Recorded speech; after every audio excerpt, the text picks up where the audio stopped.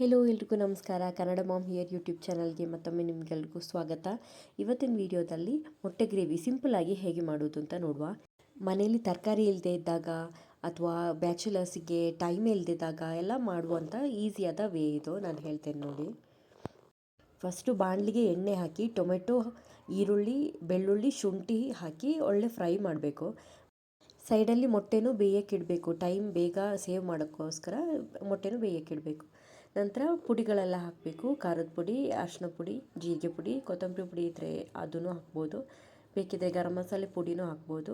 ಉಪ್ಪು ಹಾಕಿ ಚೆನ್ನಾಗಿ ಮಿಕ್ಸ್ ಮಾಡಿದ್ಮೇಲೆ ಅದು ಮೆಲ್ಟ್ ಆಗ್ತಾ ಬರ್ತದಲ್ಲ, ಆವಾಗ ಆಫ್ ಮಾಡಿಡ್ಬೇಕು ಗ್ಯಾಸು. ತಣ್ಣದಾದ್ಮೇಲೆ ಮಿಕ್ಸಿಗೆ ಹಾಕಿ ಪ್ಯೂರಿ ಮಾಡಿ ಬಾಣಲಿಗೆ ವಾಪಸ್ ಹಾಕಬೇಕು. ಒಂಚೂರು ಎಣ್ಣೆ ಹಾಕಿ ಬಾಣಲಿಗೆ ಹಾಕಿ ಕುದಿ ಬರ್ಸಿದ್ಮೇಲೆ ಮೊಟ್ಟೆ ಹಾಕಬೇಕು.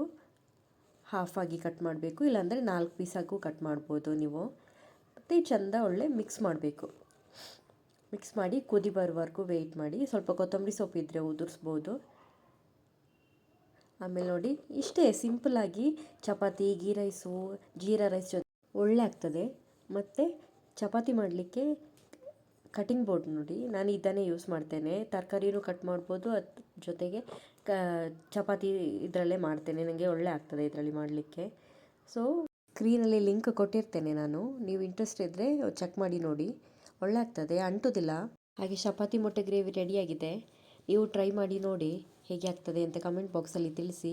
ಸಬ್ಸ್ಕ್ರೈಬ್ ಮಾಡಲಿಕ್ಕೆ ಮರಿಬೇಡಿ. Thank you for watching.